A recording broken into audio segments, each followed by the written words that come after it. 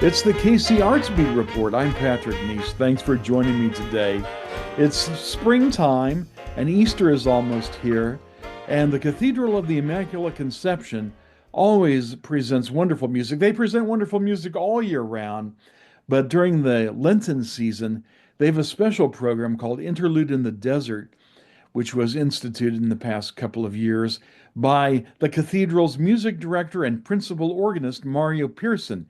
And he's here to talk with us today about that, which is going to be happening on March 28th at 7 p.m. at the Cathedral of the Immaculate Conception downtown. You can't miss it. It's the Gold Dome Cathedral. But before we start talking to Mario and a special guest he's brought with him, I want to ask you to please like and subscribe to KC Arts Beat and follow us on Facebook too. We present interesting information about the arts every single day. We mark composers and artists' anniversaries and have lots of great arts trivia for you. So please like and subscribe. And right now, I want to say hello to Mario Pearson, my good friend and colleague. How are you doing, Mario?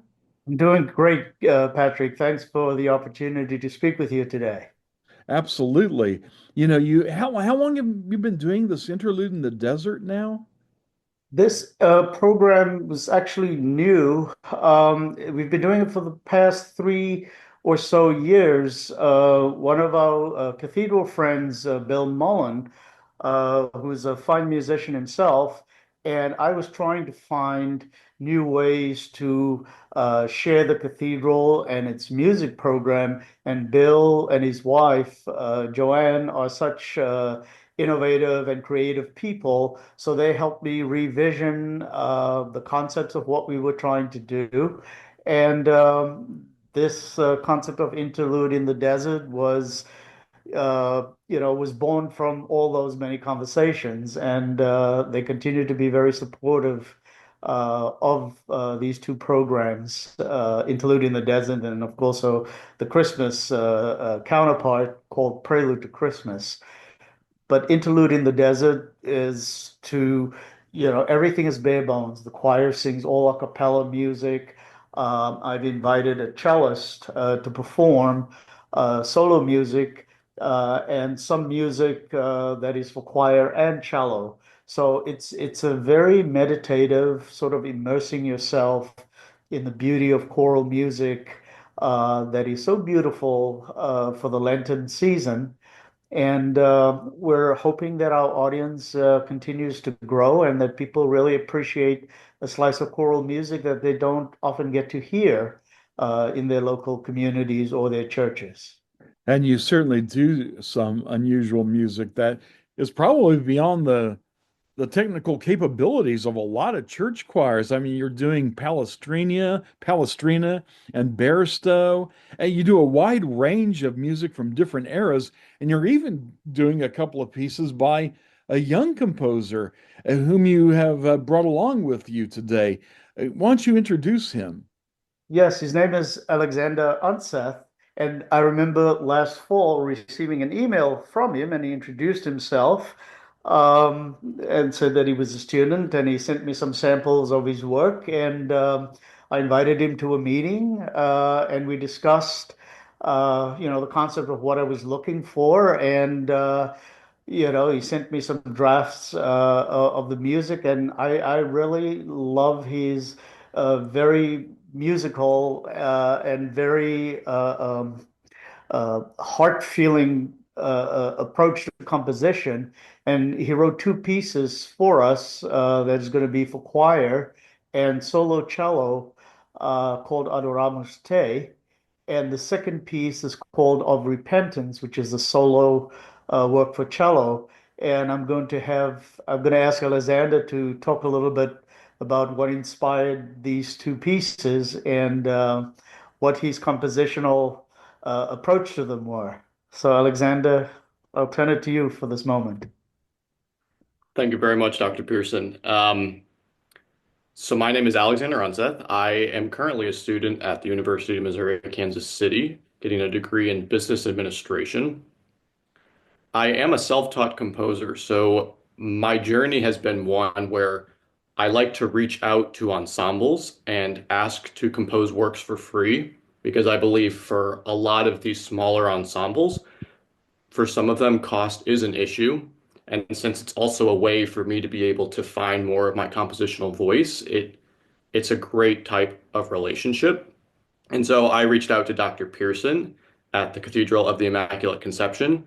Before that, I had written a mass for a church back in St. Louis, St. Francis de Sales Oratory, and it was just such an amazing experience to work with the choir director there and then eventually have it performed. And I really wanted to be able to do that more in a cathedral setting. So I reached out to Dr. Pearson. We talked about that. And by some sort of serendipitous manner, he said that both of the works could involve cello. I myself am a cellist, have played for over 17 years now. So that, of course, was a huge factor into creating these works. But I was heavily inspired by, of course, the season of Lent. It's a season that isn't necessarily joyful, but it is sort of a perspective thing. And I think my pieces, they revolve around the fact that there is much contemplation and meditation that occurs in Lent. And through that season, you can grow in a stronger type of relationship with God, with yourself, with the people around you. And so that was a heavy inspiration for both of my works. So tell me, Alexander, I kind of want an idea about what kind of composers influence you, or to whom you're drawn. Uh, can you tell us a little bit about that? What made you want to become a composer? Was there some trigger for that? Yeah, that's a good question. So I can answer the composer question first. So I'm currently 22. At the age of 17, I decided that I wanted to sort of pick up composition. Of course, I played cello for most of my life, picked up piano a little later, and I love the ability to create your own music. And so I started teaching myself at the age of 17. A lot of heavy influences then, which are still influences now, they're pretty big giants, especially in the orchestral world. So I was heavily influenced by Leonard Bernstein. He was probably my biggest influence into getting into music, simply because of his ability to create music that can make you smile and laugh. And I was really enamored by how something as simple as a couple of sounds could actually make people, feel that kind of joy. And so a lot of my music, it revolves around that. Obviously, in the choral world, especially in terms of some music you might hear at a church, for example, that's not necessarily the mood. But I would say, in terms of choral music, someone like Mahler, who's able to, create a lot of colors through his music, was heavily inspirational to me. And I find that a lot of Mahler's slower works, which are very contemplative and very drawn out, is sort of what inspired me to pick up choral music to begin with. And I think there's something really magical about hearing music in a cathedral. It's a very unique experience. And I think just surrounding myself with choral music greats, including new ones such as Eric Whitacre, who is an absolutely incredible choral composer, those kind of influences and just the environment in general have really drawn me into composing more choral music. So let's talk about how you began composing. Was there some, I mean, when did you know you wanted to be a composer? Because you studied to be a cellist, so but being a composer is different than being a player. Yes, you are Uh-huh. absolutely correct. It's a very different mindset too. I mean, obviously, as a performer, you definitely put yourself out in the open. As a composer, you're sometimes sort of hidden in the shadows, and your music speaks for itself. Um, I will say, so I started teaching myself at 17, and that essentially was just going on a program called MuseScore, which is just a music notation software on the computer. And I would just tinker around with that. I will say I have a bit of an advantage in having perfect pitch.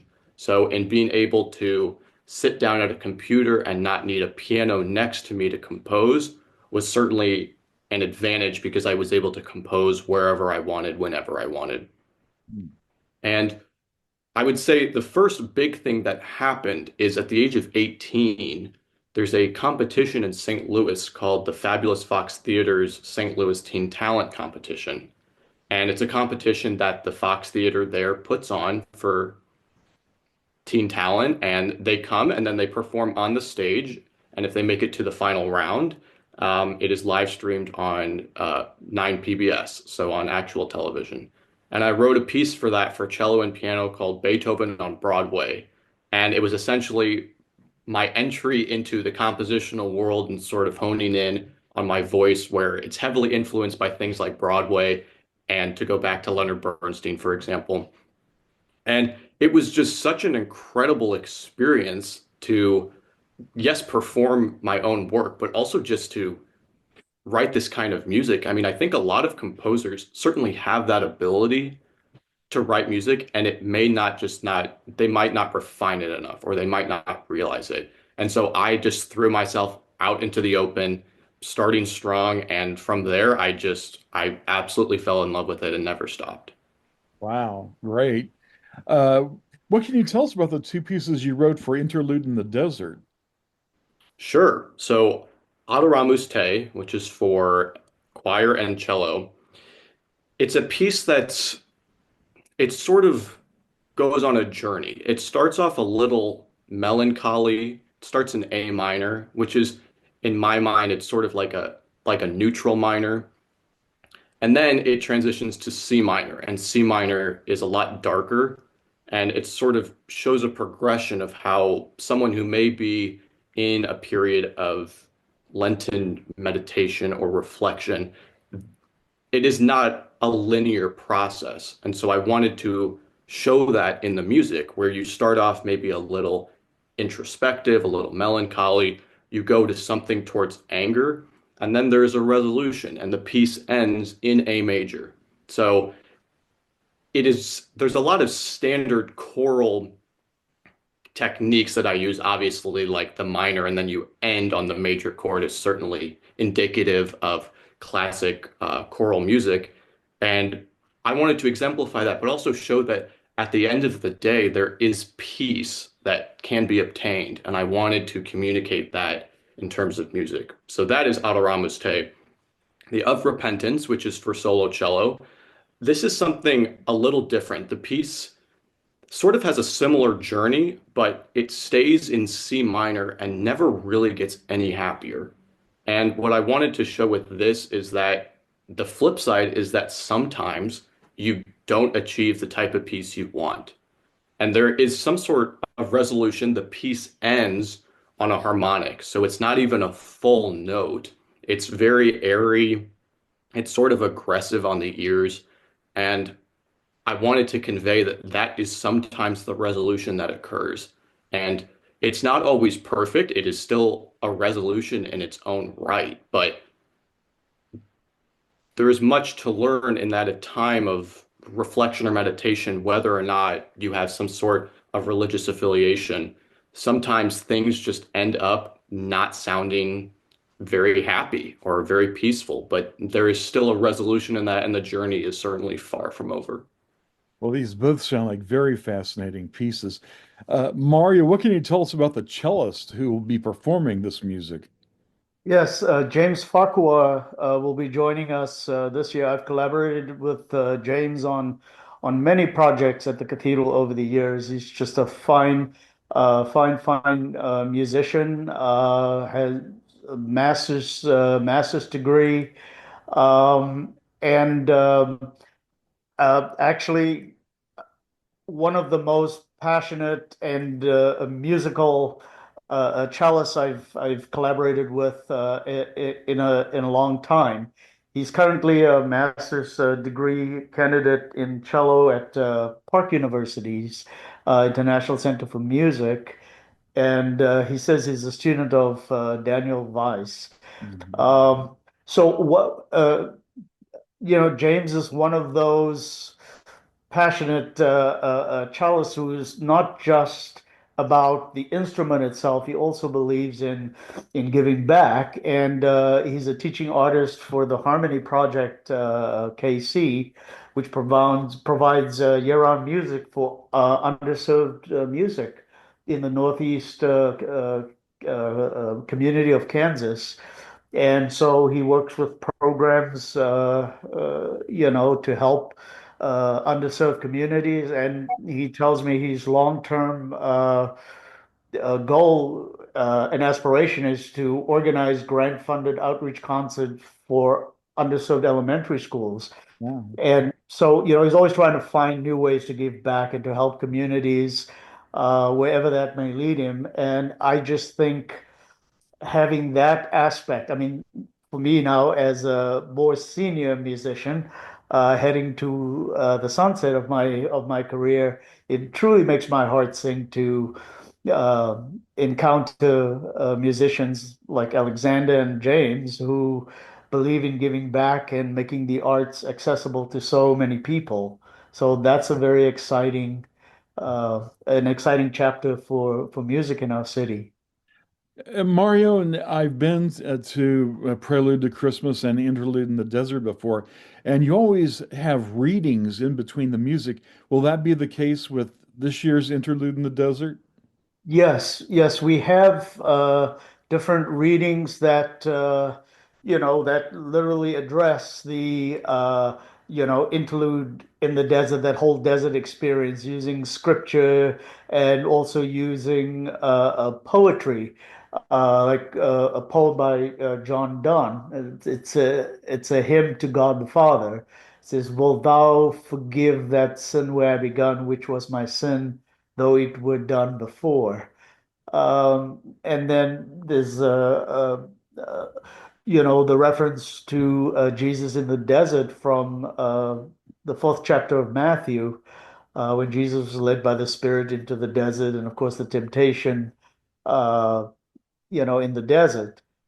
Um, and then, to conclude the program, it's a poem by Richard Turner that I discovered researching online. It's called "Witness to the Resurrection," which talks about bringing hope to all who grieve, facing death. We still believe. Um, so it sort of, help the music intertwined with the readings help give context to our inner journey through this Lenten season. And in fact, some liturgists refer to it as the Lenten springtime. And springtime means that, something may still be dormant within us, but come spring, it comes to bloom into something new, and it's reborn, if you will. So that's sort of the context of this concert, a journey through, reflecting on Christ's suffering, our sinfulness, and the hope that we have in the resurrection. So the variety of music that I try to program each year sort of follows that theme every year. And not only, I mean, we sing everything from chant to contemporary music to even spirituals as well. And for me as a musician, it's important to hear these important messages about life and faith and service through the voices of so many different composers, whether it be Palestrina or whether it be Hairston's, Give Me Jesus, or we'll conclude the program with Jack Halloran's Witness, which is a really upbeat spiritual to sort of give energy, hopefully to the audience at the end of the concert, to say, yeah, we can do this. And, you know, that this interlude that we've experienced in this concert, gives us hope to prepare for the resurrection that we'll celebrate in a few weeks. As I say, I went to Prelude to Christmas last year. I was just blown away by the musicianship of your choir. Can you tell us a little bit about your choir? Who makes it up, and can they be heard regularly at the cathedral?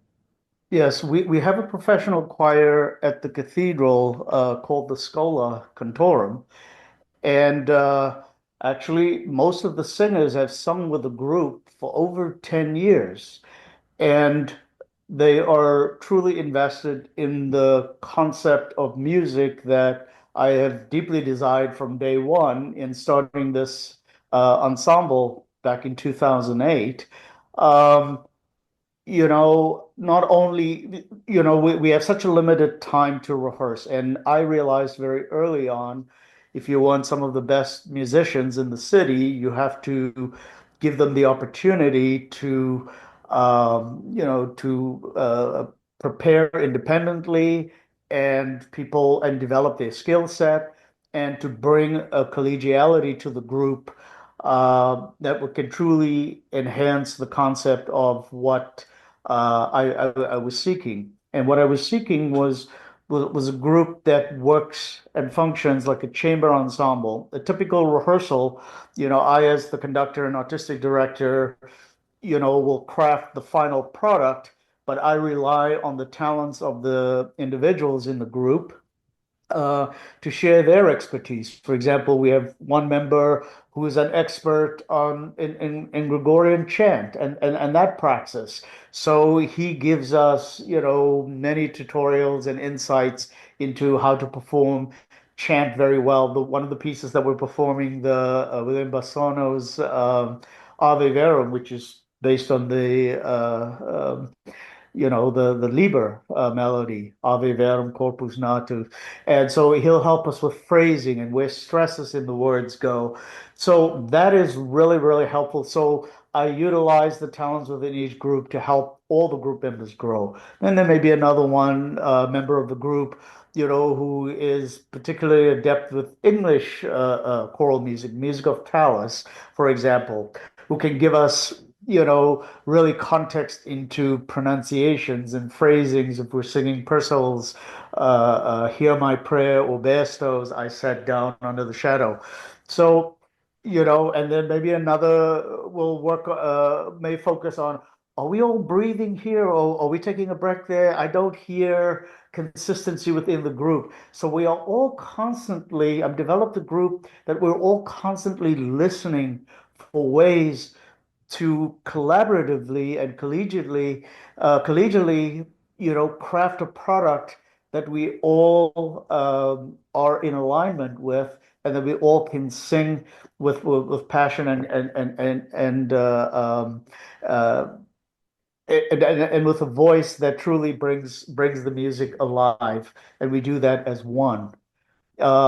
So to answer your question a little more, many of the people that sing in the Schola also sing in several ensembles.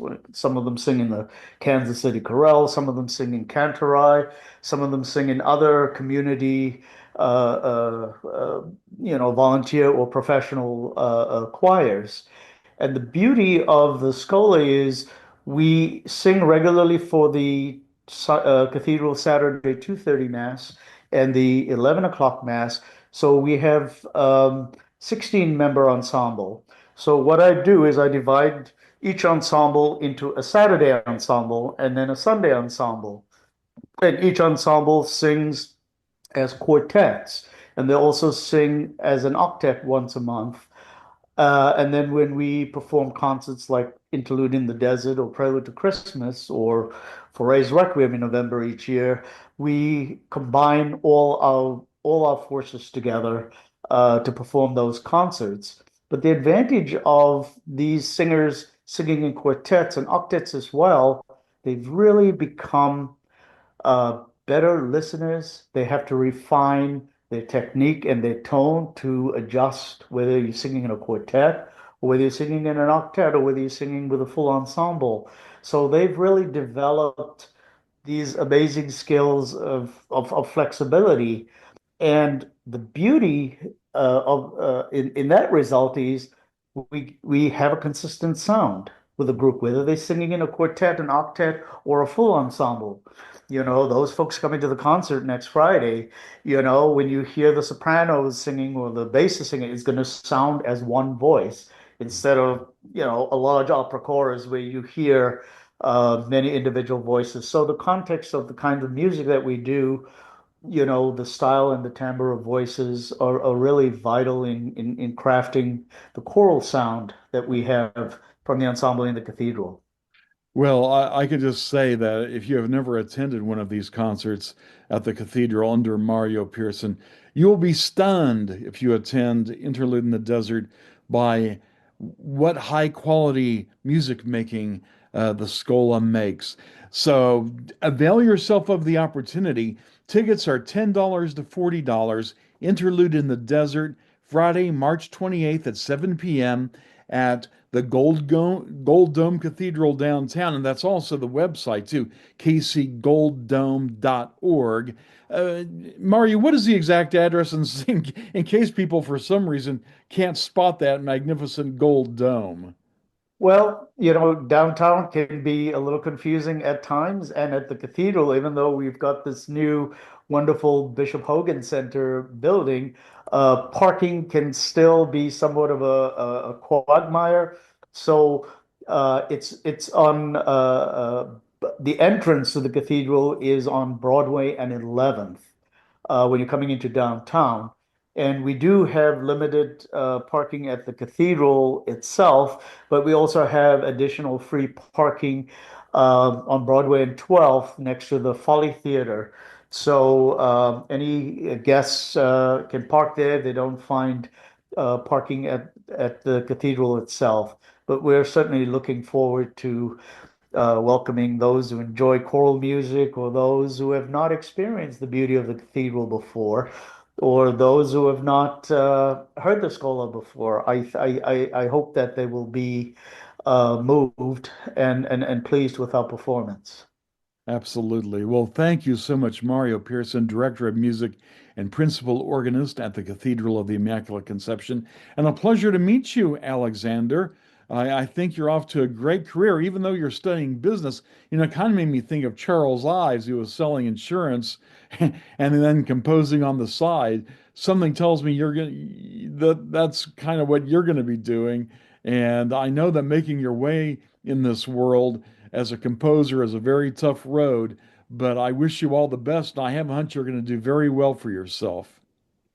I appreciate it very much. And I mean, I just want to give a thank you to Dr. Pearson as well for giving me the opportunity to put on this kind of music. I mean, obviously, as a composer, I send a lot of emails asking a lot of ensembles, can I write something for you? And for the majority of the time, people just don't respond. So I appreciate the ability and the opportunity to compose something for such a beautiful cathedral here in Kansas City.